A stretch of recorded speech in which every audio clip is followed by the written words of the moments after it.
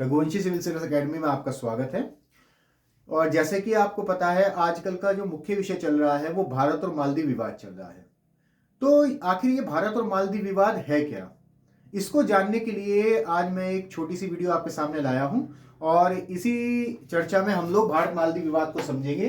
तो सबसे पहले हमें जान लेना है, ये हमारी स्थिति है, ये भारत है और भारत से जो पड़ोसी देश लगे हैं, ये उत्तर में चाइना, तिब्बत, ये आपका उत्तर पूर्व में यहाँ पर नेपाल, भूटान, बांग्लादेश, म्यांमार, और ये उत्तर पश्चिम में अफगानिस्तान, पाकिस्तान, और ये भारत की बाउंड्री है जिसके नीचे ये भारत का क्षेत्र है जो अरब सागर और बंगाल की खाड़ी में लक्षद्वीप, अरब सागर में, बंगाल की खाड़ी में अंडमान निकोबार है। ये पानी वाला एरिया है जो नीचे, और ये पूरा एरिया कहलाता है जो पानी वाला समुद्र है इंडियन ओशन, हिंद महासागर। और हिंद महासागर में ये आपको भारत का आखिरी, ये जो आपको रेड कलर की लाइन दिख रही है, इसे बोलते हैं 8 डिग्री चैनल या 8 डिग्री लैटिट्यूड। लैटिट्यूड होता है जब 0 डिग्री से ऊपर लाइनें खींची जाती हैं या लैटिट्यूड्स खींचे जाते हैं, तो उसमें जो 8 डिग्री आता है, 0 से लेके 1 2 3 करके जो 8 डिग्री है, वो उसके 8 डिग्री के ऊपर भारत का क्षेत्र और साउथ में मालदीव का क्षेत्र आता है।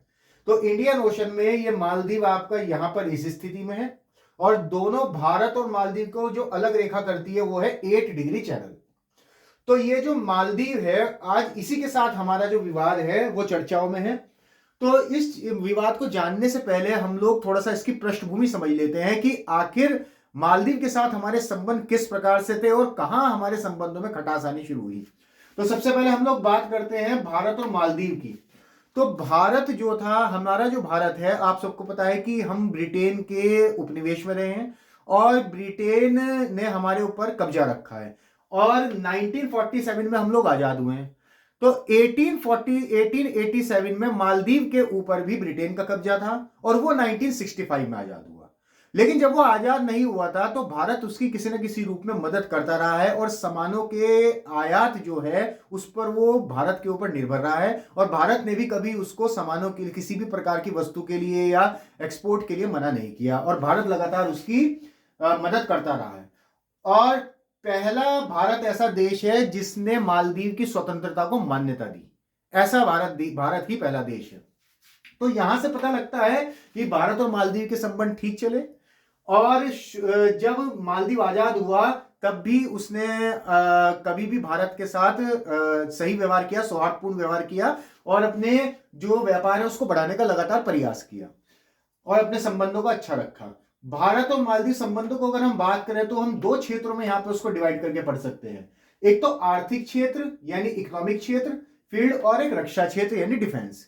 तो इन दोनों पर हम थोड़ी सी बात कर लेते हैं। अगर हम आर्थिक क्षेत्र की बात करें तो आर्थिक क्षेत्रों को भी 2 पार्ट में हम डिवाइड कर लेते हैं, एक तो व्यापार और एक पर्यटन। अब अगर हम भारत और मालदीव संबंधों पर नजर डालें तो हमें यह पता लगेगा कि सन 2021 में $300 मिलियन का व्यापार भारत और मालदीव के बीच हुआ।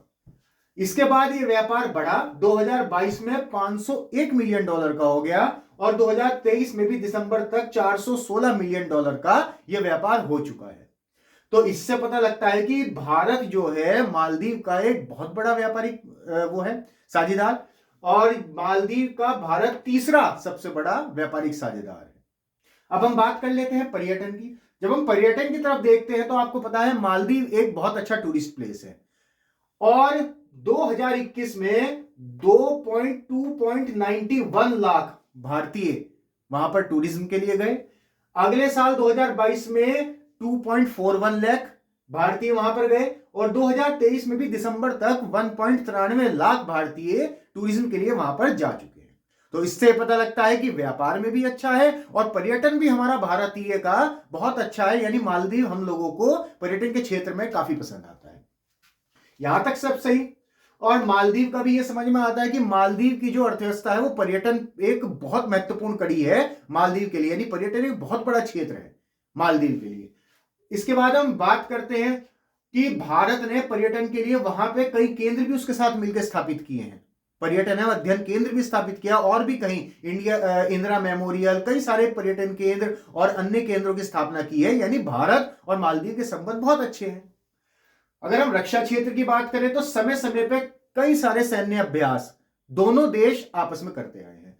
अभी हाल ही में जून जुलाई में एक्वेरिन 23 चौबटिया उत्तराखंड में एक और यहां पर 14 दिन का सैन्य अभ्यास हुआ है, जो अभी इसी साल की 2023 की जो प्रीवियस ईयर है।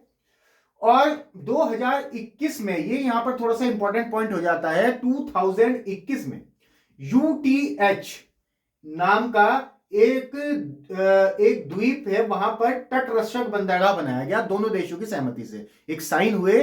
और वो किस लिए बनाया गया? दोनों देशों ने समुद्र पर निगरानी रखने के लिए, समुद्री गतिविधियों पर ध्यान रखने के लिए, कोई अवैध गतिविधि ना हो या किसी प्रकार की कोई हानि ना हो, इस पर ध्यान रखने के लिए यूटीएच द्वीप पर तटरक्षक बंदरगाह 2021 में दोनों ने साइन किए, और जिसके तहत भारत के 75 भारतीय जवानों को ट्रेनिंग के लिए मालदीव भेजा गया, और मालदीव सरकार उनको ट्रेन कर रही है, वहां पर वो ट्रेनिंग भी ले रहे हैं। तो ये 75 जवान जो वहां पर ट्रेनिंग ले रहे हैं, एक तो इस पर ध्यान रखना है, और एक यूटीएच जो हमारा 2021 में समुद्री गतिविधियों पर निगरानी रखने के लिए ये साइन हुआ। इसके बाद हम नीचे आते हैं तो यहां पता लगता है कि भारत और मालदीव के संबंध नो डाउट बहुत अच्छे रहे हैं अभी 2023 तक, कोई परेशानी नहीं किसी भी प्रकार की, व्यापार अच्छा, पर्यटन अच्छा। अब यहां हम बात करते हैं थोड़े पॉलिटिकल कॉज की। पॉलिटिकल कॉज को जो हम देख लेते हैं, मालदीव की पॉलिटिकल स्थिति देखते हैं। मालदीव में 2013 में अब्दुल्ला यामीन राष्ट्रपति थे, और उनके ऊपर भ्रष्टाचार के आरोप लगे, और 2022 में उनको जेल हो गई 11 साल की भ्रष्टाचार के आरोप में। और वो 2022 में, अब इसको हम अभी यहां पे थोड़ा ब्रेक कर देते हैं और हम एक छोटी उस पे जाते हैं थोड़ा सा। एमडीपी, मालदीव डेमोक्रेटिक पार्टी, अभी जो पिछले राष्ट्रपति थे, हाल ही में मोइजू राष्ट्रपति बने हैं, लेकिन जो इनसे पहले 2023 में राष्ट्रपति थे वो थे मोहम्मद सोलेह। अब ये मोहम्मद सोलेह जो था, इनका जो झुकाव था वो भारतीय की तरफ था, हमारे भारत की तरफ काफी झुकाव रहा है। इन्हीं काफी साइंस, ये भी साइन उन्हीं के साथ हुआ है, जो यहाँ पे एक्वेरिन हुआ है ये भी इन्हीं के सामने हुआ है, तो भारतीय झुकाव काफी था। अब ये भारतीय झुकाव कुछ लोगों को पसंद नहीं आ रहा था कि मालदीव के साथ इस देश, मालदीव का जो भारतीय झुकाव है ये पसंद नहीं आ रहा था। तो उस समय, अब मैं यहां दूसरी तरफ जाता हूं, यहां पर जो अब्दुल्ला यामीन थे, अब वो तो 2022 में हो गए बेकार, क्योंकि वो तो चुनाव लड़ नहीं सकते थे, अब वो तो डिबार हो गए, वो तो जेल में थे। तो उन्होंने अपना उत्तराधिकारी मोहम्मद मोइजू को किया, और Mohamed Muizzu PNC, people national congress party से चुनाव लड़े।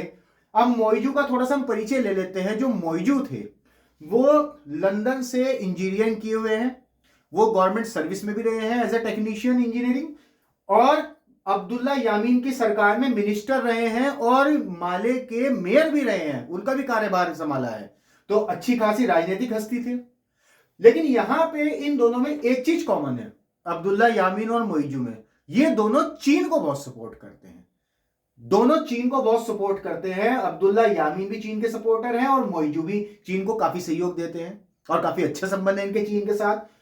तो खैर, मोहम्मद मोइजू ने हाल ही में चुनाव से पहले, जब ये चुनाव का प्रचार कर रहे थे, क्योंकि इन्हें यामीन के उत्तराधिकारी के तौर पर उतारा गया, यामीन तो चुनाव नहीं लड़ सकते थे, तो ये उतरे, और इन्होंने यहां पर एक नारा दिया चुनाव की कैंपेन के दौरान, और वो था इंडिया आउट। अब इंडिया आउट का मतलब क्या है? इंडिया आउट का मतलब है कि इन्होंने नारा दिया कि ये 75 सैनिक जो भारतीय हैं, हम इन्हें बाहर करेंगे, यानी इंडिया आउट। और भारतीयों को थोड़ी बहुत परेशानी भी होने लगी यहां पर। खैर, तो यहां पर कोई दिक्कत नहीं, इन्होंने इंडिया आउट का यहां पे नारा दिया और कहा कि ये 75 सैनिक जो यूटीएच 2021 जो द्वीप था तटरक्षक बंदरगाह, उसमें जो ट्रेनिंग के लिए भेजे गए थे, इन भारतीयों को हम बाहर करेंगे। इन्होंने अपना ये चुनावी नारा रखा। अब ये चुनाव जो थे, और दूसरी बात, अपने चुनाव की कैंपिंग के दौरान इन्होंने कई अभद्र टिप्पणियां भी की उस समय के राष्ट्रपति के नाम, जो सोलेह थे। उन्होंने कहा कि मोइजू ने सोलेह ने मालदीव को बेच दिया, इस तरह की भी बात की कि भारत को बेच दिया, ये किया, क्योंकि इनका झुकाव भारत की तरफ था। अब इनका ऐसा कहने का तात्पर्य भी आपको समझ में आ रहा होगा, क्योंकि ये दोनों चीन के बेहद करीबी है। खैर, इलेक्शन होता है, और इलेक्शन में भारी मतों से ये जीत भी जाते हैं मोइजू। अब ये यहां पे भारत के लिए एक चिंता का विषय हो जाता है कि ऐसे व्यक्ति की विचारधारा का जीत जाना जो बिल्कुल ही विपरीत हो, जिसके साथ भारत के संबंध चलना बड़ा कठिन हो या चिंताजनक हो, तो खैर यहां पर ये जीत जाता है। अब यहां थोड़ा सा हम चीन का एंगल देख लेते हैं। चीन जो है BRI, चीन ने एक प्रोग्राम शुरू किया 2013 में, शी जिनपिंग ने, जिसको आप जानते हो प्रेसिडेंट को, शी जिनपिंग ने BRI। अब BRI का मतलब क्या था कि BRI का मतलब है बेल्ट एंड रोड इनिशिएटिव, और इसका मतलब क्या था कि चीन जो है रशिया, ईरान, इराक जमीनी रस्तों से एक रास्ता बनाएगा, अपने देश से एक रास्ता बनाएगा, फिर यहां से समुद्र से इधर से घुमा के इंडियन ओशन तक एक रास्ता बनाएगा, और फिर यहां से इन रास्तों को उससे जोड़ देगा। यानी एक ऐसा रूट बनाएगा जो सारे विश्व के देशों को जोड़ता हो। अब ऐसा रूट बनाना, इस रूट को नाम दिया सिल्क रूट। और वो कैसे बनाएगा? वो हर देश में निवेश करेगा, वहां पे हर देश को एक दूसरे की आर्थिक व्यवस्था से जोड़ेगा। अब इसका उद्देश्य चाहे कुछ भी हो, लेकिन फिलहाल तो चीन कर रहा है, तो हम लोगों को समझ में आ रहा है सबको कि ऐसा क्यों हो रहा है, और भी देश समझ रहे थे, तो कुछ देशों ने मना भी कर दिया, लेकिन ये इसने पाकिस्तान जो था, पाकिस्तान ने इसका सपोर्ट किया, और इधर मालदीव में भी इसका बहुत भारी निवेश है और लोन है, बहुत भारी निवेश और लोन है। तो यहां पे, और ऐसे में यहां पर ये अब जब सिल्क रूट के अंदर एक क्या बात थी कि इन्होंने जो सिल्क रूट बनाया उसमें 70% वर्ल्ड की पॉपुलेशन और 60% एरिया कवर हो रहा है, इतना बड़ा सिल्क रूट है। और जब इतनी पॉपुलेशन प्रभावित होगी और उस जिस देश में वो निवेश करेगा वहां हवाई अड्डे, बंदरगाह, पुल का निर्माण करेगा, कल को सैनिक भी रख सकता है, सैनिक भी रखेगा। तो एक प्रकार से अगर हम भारत की स्थिति देखें तो चाइना यहां पाकिस्तान को कवर करता है, नेपाल पे प्रभाव डालता है, और इधर बांग्लादेश से उसकी ट्रीटी है। तो यहां पे जो नीचे का एरिया है मालदीव, ये बचा हुआ था, इसको भी कवर कर रहा है, क्योंकि मालदीव के ऊपर लोन है इस समय और भारी निवेश है।